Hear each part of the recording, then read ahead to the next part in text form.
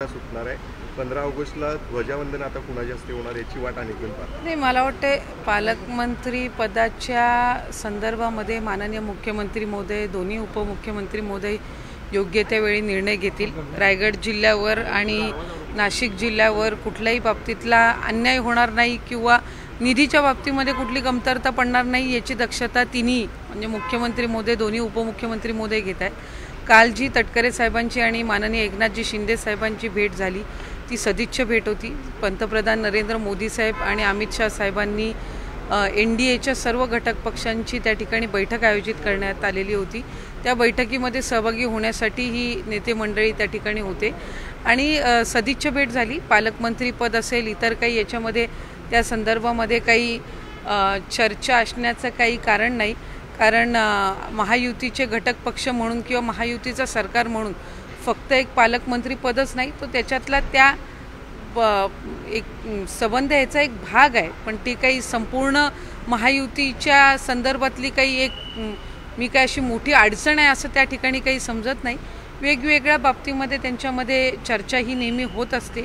वारंवार दिल्लीला ज्या वेळेला त्यांचा दौरा असतो त्याही वेळेला महायुतीच्या सगळ्यांमध्ये एकमेकांमध्ये संवाद त्या ठिकाणी असणं, जी काही 2-4 प्रॉब्लेम्स असतील याच्या व्यतिरिक्त एक व्यापक दृष्टिकोनातून त्यांच्यामध्ये चर्चा असणं हे त्या ठिकाणी अत्यंत गरजेचं आहे। स्थानिक स्वराज्य संस्था असतील, महायुती आणखीन त्या ठिकाणी पुढच्या कालावधीमध्ये मजबूत होण्याच्या दृष्टिकोनातून असतील हे आणि इतर वेळेला सुद्धा ही सर्व नेते मंडळी आहेत त्यांच्यामध्ये एक चांगला संवाद अराजकीय राहणं मला वाटते एक महायुतीच्या दृष्टिकोनातून किंवा एकंदरीत राजकीय दृष्टिकोनातून सुद्धा एक सकारात्मक बाब आहे। मुख्यमंत्री आणि दोन्ही उपमुख्यमंत्री त्या संदर्भातला निर्णय घेतील ना, त्याच्यामध्ये मी असेन काय किंवा आणखीन कोण असेल काय त्याबाबत काही टिप्पणी करण्याची गरज नाही आहे। आणि माझ्या आमच्या रायगड जिल्ह्यावर जिल्हा नियोजनचा निधी असो, इतर काही शासकीय कामकाज असो, हे काही तिन्ही नेते मंडळी म्हणजे मुख्यमंत्री फडणवीस साहेब असो, एकनाथजी शिंदे साहेब असो किंवा दादा असो, हे त्याच्यामध्ये लक्ष घालून आहेत। त्याच्यामुळे त्यांना ज्या वेळेला योग्य वाटेल, त्यांना ज्या वेळेला योग्य ज्याच्यावर जबाबदारी द्यायची अशी वाटेल त्यावेळेला ते देतील। दोघांमध्ये वाद होण्यापेक्षा भाजपला त्या ठिकाणी पालकमंत्री द्या मी वारंवार त्या संदर्भामध्ये म्हणते की मी महायुतीच्या सरकारमध्ये मंत्री म्हणून देवेंद्र फडणवीस साहेबांच्या नेतृत्वाखाली, एकनाथजी शिंदे साहेबांच्या नेतृत्वाखाली, अजितदादांच्या मार्गदर्शनाखाली काम करत आहे। पालकमंत्री पद हा त्याच्यातला फक्त एक छोटासा भाग आहे, हे काही सर्वस्व त्या ठिकाणी नाही। त्यामुळे त्या संदर्भातला योग्य तो निर्णय राज्याचे आमचेही तिन्ही नेते मंडळी घेतील। लाडकी बहीण योजनेसंदर्भात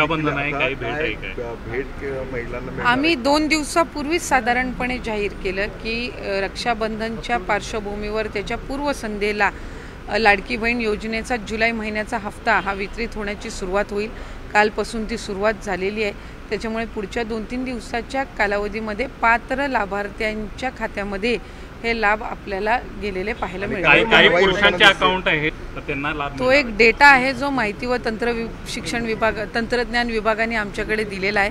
त्याचा संपूर्ण त्या ठिकाणी 15 दिवसाचा कालावधी ही साधारणपणे आम्हाला ग्राउंड लेवलची स्क्रुटिनी करायला लागणार आहे आणि तो कालावधी झाल्यानंतर तो आकडा किती आहे हा त्या ठिकाणी निश्चित करता येईल। पण साधारणपणे जर पुरुषांनी किंवा चुकीच्या व्यक्तींनी त्या योजनेचा लाभ घेतला असेल तर त्यांच्यावर कडक कारवाई आणि ती वसूल करण्याच्या दृष्टिकोनातून सुद्धा शासन हे त्या ठिकाणी निर्णय